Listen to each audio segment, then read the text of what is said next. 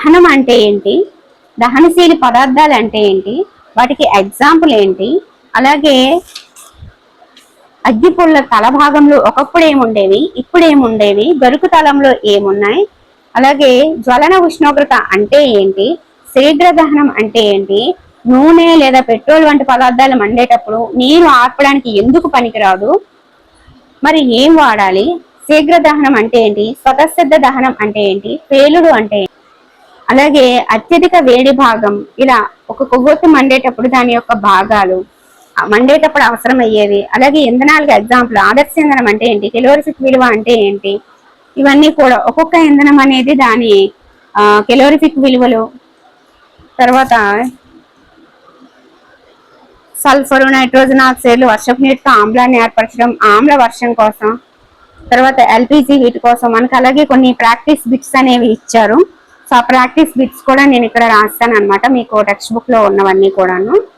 ఒక సమ్ కూడా ఇచ్చారు, ఆ సమ్ కూడా నేను ఇక్కడ చేశాను. మనకి ఇచ్చిన వెనకాల ఉన్న ఎక్సర్సైజెస్ అన్ని కూడా ఇక్కడ చేయడం జరిగింది. ఓకేనా? సో ఇవి ఈ చాప్టర్ లో ఉన్న అంశాలు. వీడియోని చివరి వరకు చూస్తే మీకు అన్ని కూడా క్లియర్ గా అర్థమవుతాయి. హాయ్ అండి, నేను మీ Vahini. Welcome to our channel Tarak Vahini TET and DSC. ఈ ఛానల్లో మనం ఏపీ టెట్ డిఎస్సి సిలబస్ తో వీడియో క్లాసెస్ అనేవి చేసుకుంటాం కదా. ఇప్పటి వరకు ప్రతి సబ్జెక్ట్ లో చాలా వరకు మనం క్లాసెస్ అనేవి కంప్లీట్ చేసుకున్నామండి. ఆ ఓల్డ్ క్లాసెస్ అన్ని చూసి మీకు నచ్చితేనే సబ్స్క్రైబ్ చేసుకోండి. ఓకేనా? అలాగే నేను ఏవైతే ఓన్గా రాసుకున్నాను నోట్స్లు అనేవి, వాటి పీడిఎఫ్లు కూడా మీకు అందివ్వడం జరుగుతుంది. ఆ పీడిఎఫ్ల వివరాలు ఏమున్నాయి ఏంటి, కంటెంట్ నోట్స్లు, కరెంట్ అఫైర్ నోట్స్లు కావాలి అంటే 9494163477 అనే నెంబర్కి వాట్సాప్లో మెసేజ్ చేయండి, వాళ్ళు మీకు వివరాలు అందిస్తారు.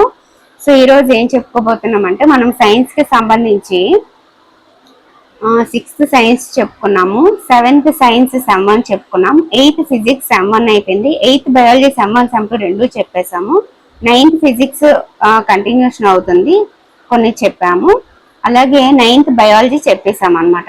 ఈ రోజు మనం 8th ఫిజిక్స్ సెమ్ 2 లోని చాప్టర్ ని చెప్పుకోబోతున్నాం. మాక్సిమం ఈ టెట్ కోసం మీకు ర్యాపిడ్ రివిజన్స్ అనేవి వీలైనంత తొందరగా కంప్లీట్ చేయడానికి ట్రై చేస్తాను. సో ఇందులో భాగంగా 8th క్లాస్ ఫిజిక్స్ సెమ్ 2 అనేది కంప్లీట్ చేసేస్తాను. అలాగే 7th సైన్స్ సెమ్ 2 కంప్లీట్ చేస్తే మనకి పర్ఫెక్ట్ గా సైన్స్ అనేది 8th వరకు కంప్లీట్ అయిపోద్ది అనమాట. ఆ తర్వాత సోషల్ కి సంబంధించి చాలా మంది అడుగుతున్నారు, అవి కూడా చేద్దాం. అలాగే ఇంగ్లీష్ గ్రామర్ టాపిక్ వైజ్ అడిగారు, దాన్ని కూడా చేసుకుందాం. మొత్తం మీద మనం రివిజన్స్ అనేవి తొందరగా కంప్లీట్ చేసుకుందాం. ఓకేనా? ఇప్పుడైతే మనము చాప్టర్ లోకి వెళ్ళిపోదాం. అలాగే మెథడ్స్ ని కూడా రివిజన్ చేసుకోవడానికి ట్రై చేద్దాం. నేను ఏదైతే చదువుతానో ఆ చదివేటప్పుడు నాకు టైం ఉంటే ఇలా ర్యాపిడ్ రివిజన్ కింద చేసి పెట్టేస్తాను అనమాట. అది మీరు యూజ్ చేసుకోండి. ఓకేనా? వీడియో నచ్చితే ఒక లైక్ చేయండి. వీలైతే మీ ఫ్రెండ్స్కి ఇలా ఒక ఛానల్ ఉంది, ఫ్రీగా క్లాసెస్ చెప్తున్నారనే విషయం తెలియజేయండి. పీడిఎఫ్లకు మాత్రం 20 రూపీస్ నుంచి 250 రూపీస్ అనమాట. అంటే అది ఎన్ని పీడిఎఫ్లు తీసుకున్నారో అనే దాన్ని బట్టి ఒక్కదానికి ఒక కాస్ట్ ఉంటుంది. అది మీరు నేను ఏదైతే స్క్రీన్ మీద నెంబర్ ఇచ్చానో దానికి వాట్సాప్లో మెసేజ్ చేస్తే వాళ్ళు వివరాలు అందిస్తారు. సో ఇంత తక్కువ టైంలో మీరు ప్రిపేర్ అవ్వడం కష్టం కాబట్టి ఆ పీడిఎఫ్లు మీ దగ్గర ఉంటే మీకు బాగా యూజ్ అవుతుంది అనమాట. అంతే. లేదంటే వీడియో చూస్తూ కూడా నోట్స్లు రాసుకోవచ్చు, కానీ ఇప్పుడు అంత టైం లేదు. ఓకే? సో 10th చాప్టర్ వచ్చేసి దహనము జ్వాల అండి. అలా కొవ్వొత్తి జ్వాలతో మండుతుంది, బొగ్గుకి జ్వాల అనేది రాదు. మెగ్నీషియం మండినప్పుడు మెగ్నీషియం ఆక్సైడ్, ఉష్ణము మరియు కాంతి ఏర్పడతాయి. బొగ్గు కూడా గాలిలో మండుతుంది. కార్బన్ డయాక్సైడ్ ఉష్ణం మరియు కాంతిని ఉత్పత్తి చేస్తుంది. ఒక పదార్థం ఆక్సిజన్ తో చర్య జరిపి ఉష్ణాన్ని విడుదల చేసే రసాయన ప్రక్రియని దహనము అంటారు. మండే గుణం గల పదార్థాన్ని దహనశీలి పదార్థం అంటారు. దీనినే ఇంధనం అని కూడా అంటారు. ఇంధనం అనేది ఘన, ద్రవ మరియు వాయు రూపాల్లో ఉండవచ్చు. కొన్నిసార్లు దహన సమయంలో జ్వాల లేదా వెలుగు రూపంలో కాంతి అనేది విడుదలవుతుంది. అలాగే దహనశీలి పదార్థాలకి ఎగ్జాంపుల్ గా మనం మెగ్నీషియం ని, బొగ్గుని చెప్పుకోవచ్చు. దహనానికి గాలి అవసరం. సూర్యునిలో కేంద్రక చర్యల వలన ఉష్ణం మరియు కాంతి ఉత్పత్తి అవుతాయి. ఏ కనిష్ట ఉష్ణోగ్రతల వద్ద ఒక పదార్థం మండుతుందో దానిని ఆ పదార్థ జ్వలన ఉష్ణోగ్రత అంటారు. పురాతన ఈజిప్ట్ లో 5000 సంవత్సరాల క్రితం గంధకం అంటే సల్ఫర్, దాంట్లో ముంచిన ఫైన్ చెక్క యొక్క చిన్న ముక్కలని అగ్గిపుల్లలుగా ఉపయోగించారు. ప్రస్తుతం అగ్గిపెట్టె 200 సంవత్సరాల క్రితమే తయారైంది. అగ్గిపుల్ల తల భాగంలో యాంటిమోనీ ట్రైసల్ఫైడ్, పొటాషియం క్లోరైడ్ మరియు తెల్ల భాస్వరం, దీన్ని వైట్ ఫాస్ఫరస్ అన్నమాట. ఈ మిశ్రమాన్ని కొంత జిగురు మరియు స్టార్చ్లతో కలిపి అగ్గిపుల్ల తల భాగంలో పోస్తారన్నమాట. కానీ తెల్ల భాస్వరం అనేది ప్రమాదకరం కాబట్టి ప్రస్తుతం మనం వాడుతున్న సురక్షిత అగ్గిపుల్ల తలలో యాంటిమోనీ ట్రైసల్ఫైడ్ మరియు పొటాషియం క్లోరైడ్ మాత్రమే ఉంది, తెల్ల భాస్వరం అనేది లేదన్నమాట. అలాగే అగ్గిపెట్టె గరుకు తలం, గాజు పొడి మరియు కొద్దిగా ఎర్ర భాస్వరం, ఇది ప్రమాదకరమైనది కానీ కొంచెం తక్కువ ప్రమాదకరమైనది అనమాట. వీటిని కలిగి ఉంటుంది అనమాట అగ్గిపెట్టె గరుకు తలం. ఓకే, దహనశీలి పదార్థ ఉష్ణోగ్రత దాని జ్వలన ఉష్ణోగ్రత కంటే తక్కువగా ఉన్నంత వరకు అది మండదు లేదా కాలదన్నమాట. జ్వలన ఉష్ణోగ్రత చాలా తక్కువగా ఉండి మండించినప్పుడు సులభంగా మండే పదార్థాలని దహనశీలి పదార్థాలు అంటారు. పెట్రోల్, ఆల్కహాల్, ద్రవీకృత ఇంధన వాయువు, లిక్విడ్ వైట్ పెట్రోలియం గ్యాస్ మొదలైనవి దహనశీలి పదార్థాలకి ఉదాహరణలు అన్నమాట. ఓకే, నీరు మండే పదార్థాన్ని చల్లబరుస్తుంది, తద్వారా దాని ఉష్ణోగ్రతని జ్వలన ఉష్ణోగ్రత కంటే తగ్గించేస్తుంది అన్నమాట. నూనె, పెట్రోల్ వంటి పదార్థాలు మండుతున్నప్పుడు కూడా వాటిని ఆర్పడానికి నీరు పనికిరాదు. నూనె కంటే నీరు బరువు కాబట్టి పనికిరాదు అన్నమాట. వాటిని ఆడడానికి కార్బన్ డైఆక్సైడ్ ఉత్తమమైనది, ఎందుకంటే CO2 అనేది ఆక్సిజన్ కంటే బరువైనది కాబట్టి. ఓకే, CO2 ఉపయోగించడం వలన కలిగే అదనపు ప్రయోజనం ఏంటంటే అది విద్యుత్ పరికరాలకి హాని కలిగించదు. CO2ని పొందడానికి అధిక మోతాదులో సోడియం బైకార్బోనేట్ లేదా పొటాషియం బైకార్బోనేట్ వంటి రసాయనాల పొడిని ఉపయోగించడం కూడా మరొక పద్ధతి. గ్యాస్ వేగంగా మండి ఉష్ణం మరియు కాంతిని ఉత్పత్తి చేస్తుంది, దీనిని శీఘ్ర దహనం అంటారు.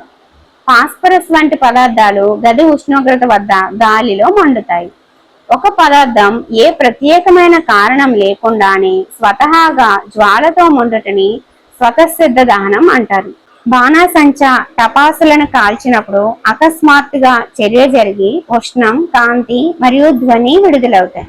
ఈ చర్యలో పెద్ద మొత్తంలో వాయువులు విడుదలవుతాయి. ఇలాంటి చర్యలని పేలుడు అంటారు. మండే సమయంలో ఆవిరయ్యే పదార్థాలు జ్వాలని ఏర్పరుస్తాయి.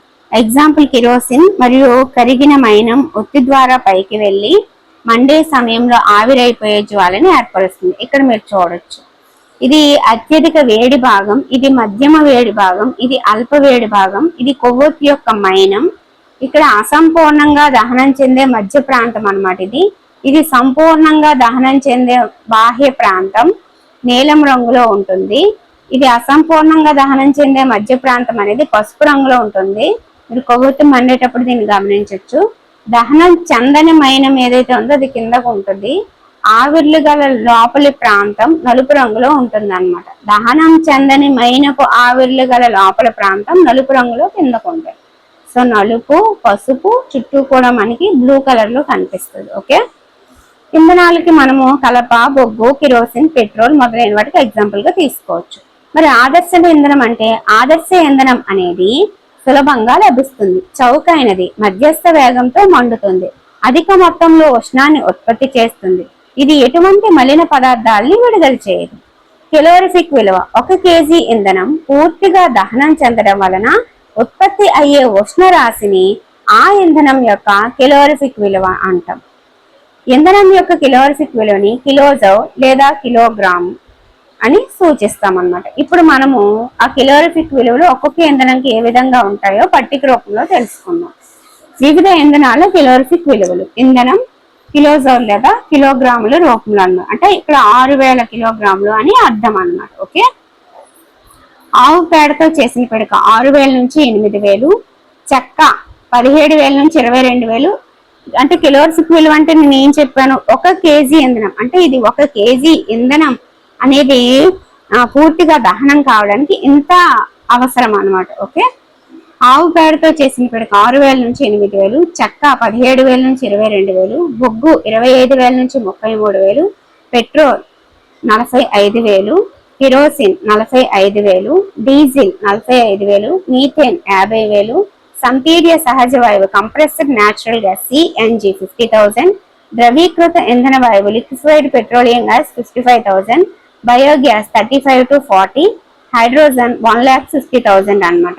ఇది వీటి యొక్క కెలోరిఫిక్ విలువలు. వీటిని మనకి జతపరచడం కింద కూడా అడిగితే అడగొచ్చు. సో ఒకసారి గుర్తు పెట్టుకోండి. ఓకే, నెక్స్ట్ చెక్క, బొగ్గు, పెట్రోలియం వంటి ఇంధనాలు మండని కర్బన రేణువుల్ని విడుదల చేస్తాయి. ఈ ప్రమాదకర సూక్ష్మ కాలుష్యకారక రేణువులు ఆస్తమా వంటి శ్వాసకోశ వ్యాధులకు కారణమవుతాయి. ఈ ఇంధనాల అసంపూర్ణ దహనం వల్ల కార్బన్ మోనాక్సైడ్ వాయువు అనేది విడుదలవుతుంది అన్నమాట. ఇది చాలా విషపూరితమైన వాయువు. మూసి ఉన్న గదిలో బొగ్గును మండించడం ప్రమాదకరం. ఇలా ఉత్పత్తి అయిన కార్బన్ మోనాక్సైడ్ వాయువు వలన ఆ గదిలో నిద్రిస్తున్న వ్యక్తులు చనిపోవడం అనేది జరుగుతుంది. చాలా ఇంధనాలు దహనం చెందినప్పుడు వాతావరణంలో కార్బన్ డైఆక్సైడ్ ను విడుదల చేస్తాయి. గాలిలో కార్బన్ డైఆక్సైడ్ గాఢత పెరగడం భూతాపానికి కారణమవుతుంది అన్నమాట.